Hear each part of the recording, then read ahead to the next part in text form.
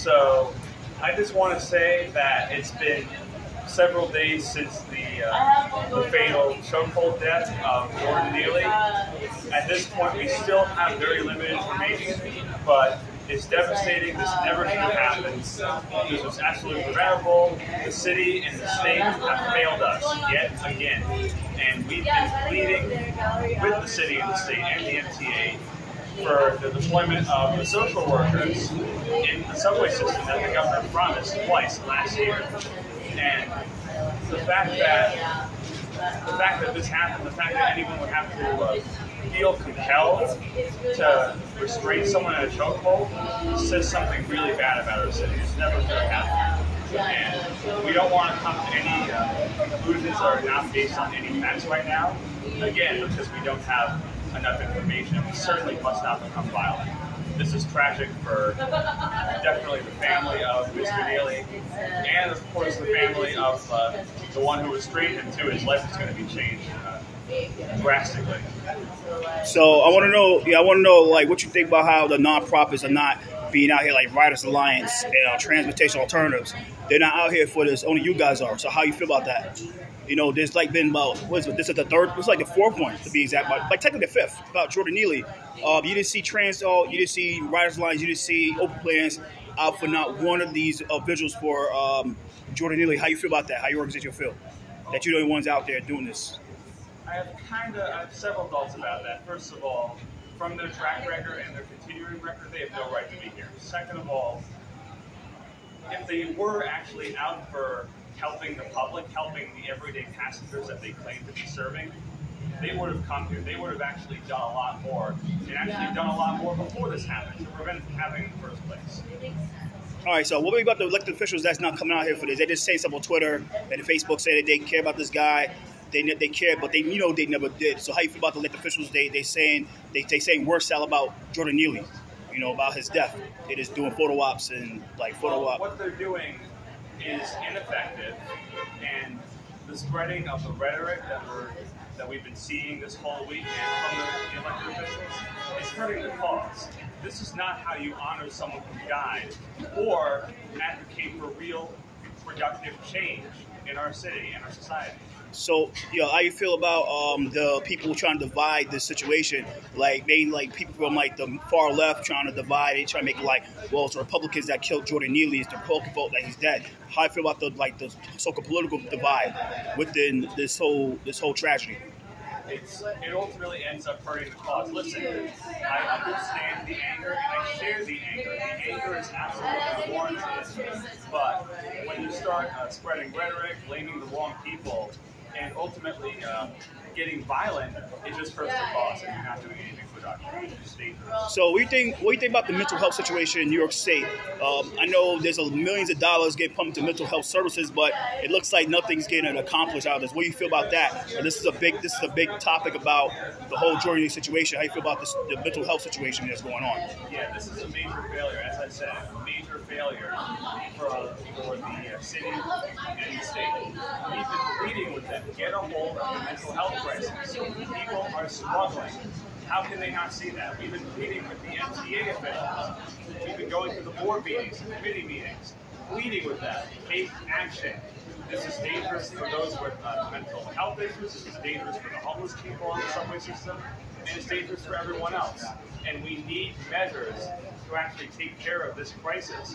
Yes, in a humane way, but in a way that actually gets the job done. So, I want to know how you feel about how some people on the Twitter, on the internet, trying to bring up his past, about his prior arrests. He had 44 prior arrests, and there's videos that circulate all over the internet of him lashing out people on the train, probably the same way he was lashing out to his unfortunate death. So how you feel about that, how they're using his past to justify his death? Yeah, that's also dangerous because we have very limited information about what transpired right before the restraint. And again, we can't be jumping to these conclusions without any factual evidence to back it up. Because then it just becomes dangerous, you're sending the wrong message, and you hurt the cause. So you think today these people here only here just for the photo op, or do you think they really care about this guy? Because it's looking like everybody's out here trying to get paid. Everybody trying to get their photo op on. We had what, 5 rallies this week? and like simultaneously, and none of these organizations really touching the issue. Looks like. So how you feel about that? Personally speaking, and this is on my personal capacity, if they were actually going to be advocating for real change, this is not the way to do it. What about what's going on with the governor? How you feel about her statement, the governor's statement and the mayor's statement? How you feel about that? Honestly, they failed us. I'm really angry with the mayor and the governor because they've been ignoring us. They've been ignoring our pleas for help, and this was preventable. This never should have happened. If they had actually taken action, this could have been prevented. So we feel about how the statement of the MTA president, the chairman, Mr. Jen Lieber, we said recently about this situation. How you feel about that? Honestly, can you repeat what he said? I forgot what he said, but he said something to where it's like safe in the subway, etc. Safe, and we look into mental health resources, etc. He needs to ride the subway with us overnight and see what's going on down there. As we've been pleading with them, it's not okay. Oh, and by the way, do you think that these elected officials really actually start to ride the subway, or is it more like a photo op? They ride the subway because people say that they don't ride the subway at all. I know the few that actually ride the subway, but it looks like they really tone deaf of how the subway really is. You know, because we know the mayor runs with security, the public advocate goes with security, and the comptroller goes with security. Even the governor goes with security, and we know that they clean the stations up. They clean the station and get the vagrants out. They even get guys out like the late Jordan Neely out the station to make the elected officials look good for this MTA. So how do you feel about that? Like the elected officials not riding the subway as effective that should, like we are, like the regular person should. Well, first of all, the station should be clean anyway, not just for them. Second of all, they know nothing about what goes on. They know nothing about what we go through. The subway system is a necessity for everyone in New York. And the fact that they can't listen to everyday subway riders, I mean, look what's going on. We just saw that congestion pricing, even from the federal partners at the Federal Highway Administration, and this is a separate issue, by the way, that got approved, and now they're celebrating. This is something they're advocating for. They don't represent everyday people. And I'm really sick of this. It's been going on for way too long. We've been ignored for way too long. And this, all of these issues that happen in transit primarily affect those in marginalized communities in the outer boroughs. And unfortunately, people seem to get the illusion that just because it doesn't happen in my hometown does not mean that it doesn't exist. So how you feel about people saying that it's a racial thing? People mostly on the far left saying that this is more racial, and they saying that, well, he got killed because he's black and the guy is white. So how you feel about that? Listen, a white man did kill a black man, but all these reasons surrounding that is still very unclear. And you can't be these conclusions as to what the motives for anything that happened without actually looking at the facts and going from there. All right, thank you so much. Appreciate it. We got to go to another rally. Sorry, what's your name, sir? I'm Jack Nierenberg. Want me to spell that for you? Yeah, sure. Sure. It's J is in Jaguar, A is in Alpha, C is in Charlie, K is in Kite. My last name is Nierenberg. N is in November, I is in India, E is in Echo, R is in Romeo, E is in Echo, N is in November, B is in Bravo, E is in Echo, R is in Romeo, B is in Golf, and I'm the Vice President of Passengers United. We're a grassroots advocacy organization for better safety, equity, accessibility, etc. in our public transportation. Among other things, we elevate the voices of those in underserved communities, and we share the concerns of everyday subway riders, especially in tragedies like this. We go to all the crime scenes that go on, and we've been advocating for change for the better. What do you think is the main concern of subway riders after Neely's death? Well, first of all, the main concern that I've been hearing from many people is, oh my God, this could have been me. This could have been me who was strangled. And at this point, the information about what happened right before the chokehold is still very uncertain. But people were, this never should have gotten to the point where anyone would have to think that they would have to take matters into their own hands. And what kind of message you want to send out? First of all, we need productive change. The subways are in a state of emergency right now.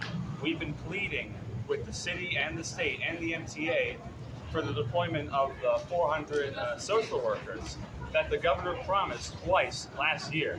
They've been nowhere to be found, and that renders them ineffective because with mental health issues like this person, as far as we've been hearing, was homeless. He did not get the treatment that he needed, and the police, when they respond to situations like this, they're not trained to productively deal with mental health situations. So it's not safe for them, and it's not safe for everyone else, and we need a proactive approach that is not only humane for everyone involved, it's actually going to get the job done. How do you think enough shelters where proper mental health care going to change the situation? Well, at this point, we're seeing that's inadequate, but there needs to be a reasonable, proactive approach, and those people with mental health issues really need to get the care they need. I can't speak about what goes on in the shelters directly, but I can speak on the serious issue that's going on in the subway system right now. It's not safe for anyone. It just ends up causing danger. Again, we're not exactly sure what happened in the moments before this. We heard that Mr. Neely was disorderly in the subway system, but there's still no information to suggest that he was actually violent yet. We're still waiting for that. By not safety, what kind of situation do you specifically referring to? I'm referring to, look at this. We've been going to these various crime scenes where people have been stabbed, shot, pushed onto the subway tracks, among many other things. And enough is enough. We're fed up with it. New Yorkers don't feel safe. I've really been assaulted on multiple occasions. My colleague has been assaulted 3 times in the subway system in the last few years. So we're just really fed up with this. We're sick of being ignored by the MTA, and the city and the state really need to be doing much more to actually tackle this productively. And now the perpetrator has been released. Do you have any thoughts on that? Well, first of all, I can't speak exactly what happened, but based on the videos and the footage that I saw, the fact that he was restraining him for, at this point, we're still hearing around 15 minutes, and he had his leg wrapped around him, that's pretty excessive. But there is really no other information that we can kind of go from at this point to suggest that he did end up with a malicious intent. Okay, cool, thank you. May I have your contact info? Oh yeah, absolutely. I'm a business Yeah, do you have it?